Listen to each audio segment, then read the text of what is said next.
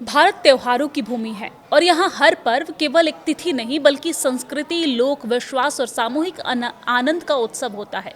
मकर संक्रांति ऐसा ही एक पर्व है जो देश के लगभग हर हिस्सों में मनाया जाता है, लेकिन नाम, विधि और रस्में क्षेत्र के अनुसार बदल जाती है। दरअसल सूर्य के मकर राशि में प्रवेश के साथ जुड़ा ये पर्व कृषि, ऋतु परिवर्तन और सामाजिक मेल जोल का प्रतीक है।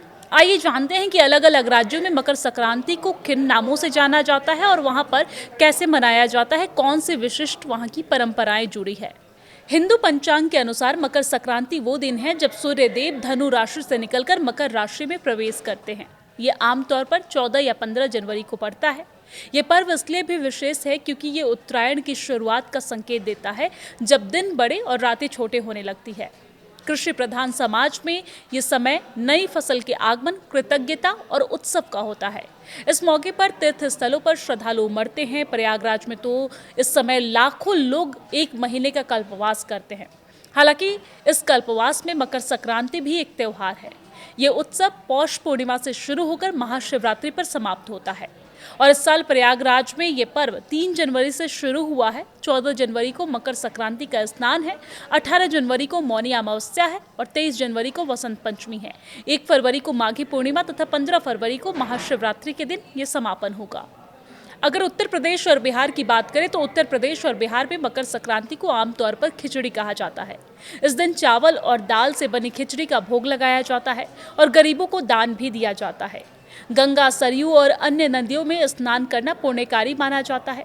प्रयागराज, वाराणसी और हरिद्वार जैसे तीर्थ स्थानों पर श्रद्धालुओं की भारी भीड़ इस दिन देखने को मिलती है। अगर गोरखपुर की बात करें तो गोरखपुर में गोरखनाथ मंदिर में खिचड़ी मेला में यूपी, बिहार के अलावा नेपाल से भी श्रद्धालु बड़ी संख्या में आते हैं क्योंकि इस मेले की बहुत बड़ी मान्यता है। उत्तर भारत के अन्य राज्यों में जैसे मध्य प्रदेश, छत्तीसगढ़, राजस्थान, दिल्ली, जम्मू और पूर्वोत्तर भारत के अरुणाचल प्रदेश में खिचड़ी का पर्व मकर संक्रांति के रूप में मनाया जाता है। उत्तराखंड में से उत्तरायणी और घुघुतिया तथा हिमाचल प्रदेश में लोग मकर संक्रांति को माघ साजी के रूप में भी मनाते हैं। अगर पंजाब की बात करें तो पंजाब, हरियाणा, चंडीगढ़ में मकर संक्रांति को लोहड़ी के नाम से जानते हैं।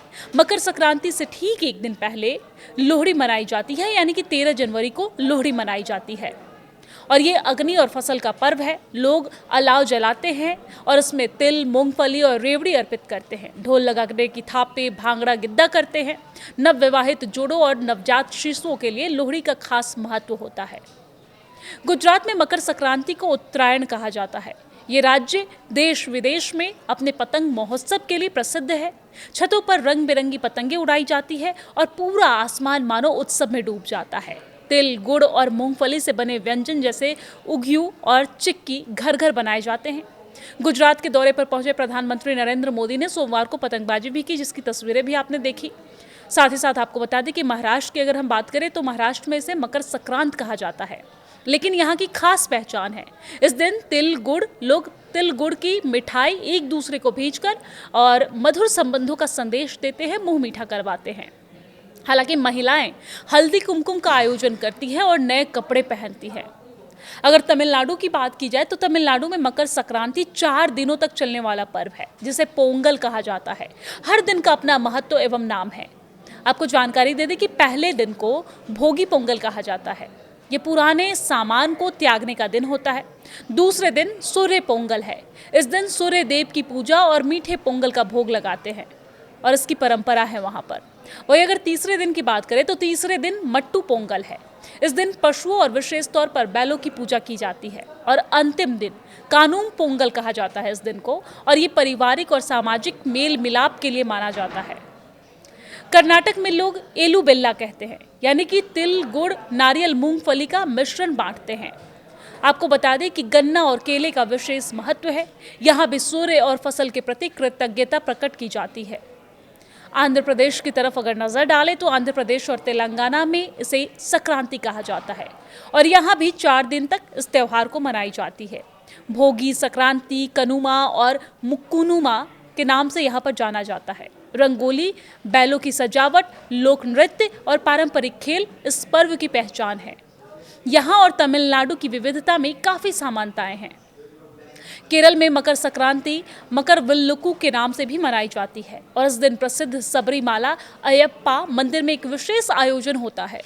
मकर संक्रांति को मलयालम कैलेंडर के मुताबिक मकरम महीने का पहला दिन माना जाता है। यहाँ इसे संक्रांति भी कहते हैं। वही अगर पश्चिम बंगाल की बात करें तो पश्चिम बंगाल में मकर संक्रांति को पौष संक्रांति भी कहा जाता है। इस दिन पीठे पुल्ली यानी कि चावल और गुड़ से बनी मिठाइयां बनाई जाती है। ग्रामीण और आदिवासी क्षेत्रों में विशेष तौर पर पुरुलिया, बांकुड़ा और झारखंड से सटे इलाकों में ये पर्व टूसू के रूप में भी मनाया जाता है। टूसू गीत, रंगीन टूसू, प्रतिमाएं और विसर्जन इसकी खास पहचान है। ओडिशा की तरफ अगर नजर डालें तो ओडिशा में मकर संक्रांति को लेकर मकर चौला कहा जाता है इसे। भगवान जगन्नाथ को विशेष चौला भोग अर्पित किया जाता है इस दिन, जिसमें नई फसल का चावल, दाल और सब्जियां शामिल होती है। गांवों में मेले और लोक नृत्य होते हैं।